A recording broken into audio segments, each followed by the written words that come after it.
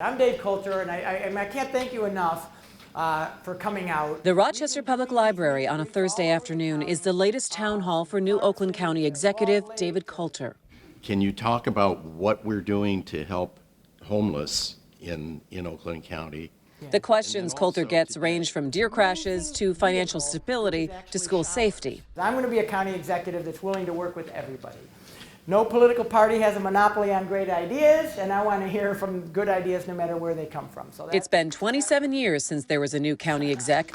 Coulter was appointed after the death of L. Brooks Patterson in August. The larger-than-life, sometimes controversial, always conservative Republican guided the tone of the county and impacted the region for a generation.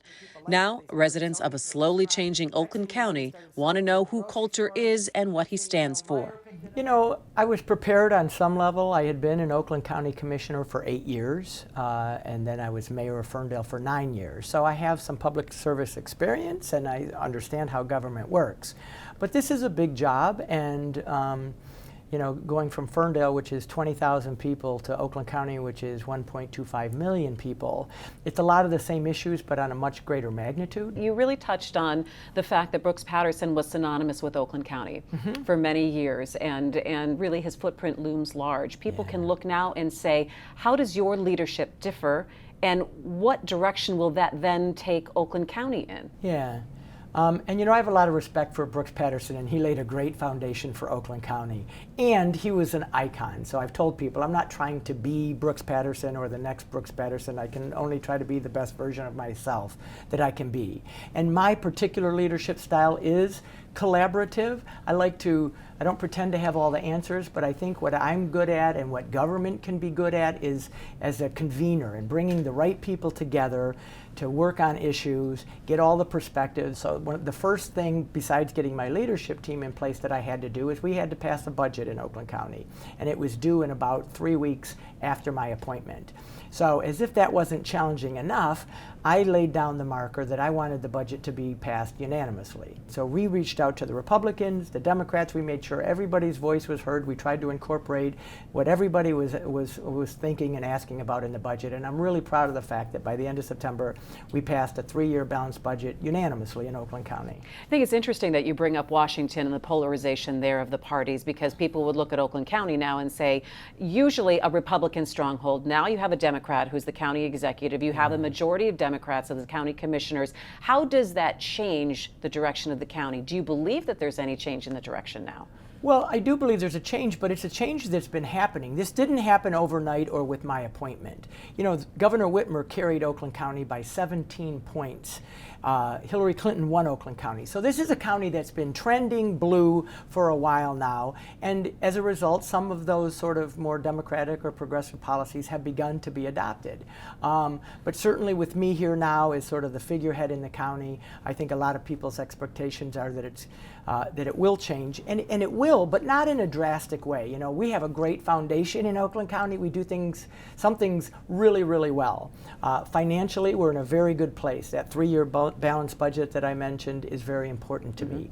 The bond rating that we have as a county, very important to me that we preserve that. So we're gonna maintain that and yet build on that in some ways. So for instance, in the budget that we just passed, we adopted a $15 minimum wage for anybody working for Oakland County. That's a progressive priority.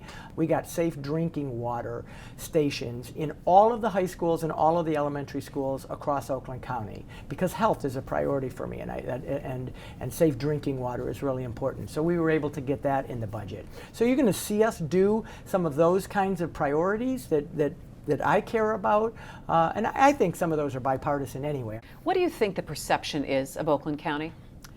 One is that it's a wealthy county, and frankly it is. That's not just perception. We're the wealthiest county in Michigan, and in a lot of ways we're the economic engine of Michigan. There are a lot of corporate headquarters here, a lot of industry here that really drives Michigan's economy. So that's both a perception and a reality. I think there has sometimes, from a political perspective, been a perception that we're sometimes been the obstacle to regional progress on some issues that are important to people throughout Southeast Michigan. Some of that's fair, some of it's maybe just perception, but that's a particular area that I've tried to address. I've tried to be somebody in this position who reaches out across county lines and city lines. All right, speaking about regional cooperation, let's get to something that you differ from your predecessor, and that is on regional transit. The county voted against regional transit the last time it was on the ballot. There is word that in January we could see some kind of ballot language that would be on in 2020. Where do you stand in terms of Oakland County's position on transit, knowing full well that the executive's leadership does drive it? We see it in Macomb County and we see it in Wayne County. Yeah. You know, when I first ran for county commissioner back in 2002, this was one of my 3 key issues, and so I've been preaching this for a long time. We're the only metropolitan area in the country that doesn't have some kind of comprehensive transit system, and it hurts us. It hurts us attracting businesses. It hurts us in keeping our young people here after college or after high school, because transit is important, both economically to get people to jobs, to get to the jobs that they need, to keep our young people here, to help our seniors and our people with disabilities get around. I'm a transit advocate.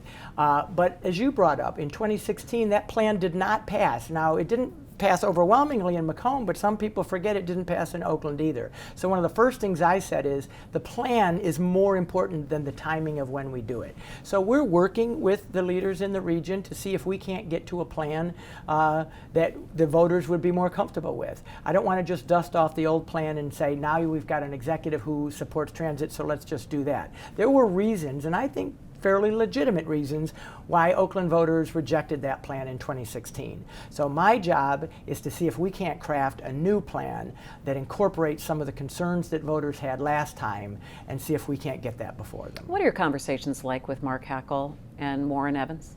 Really good. We've developed a relationship. I've met with them several times. I think they share my belief that when and where we can work together, that's in the best interest of all of us. Is there competition?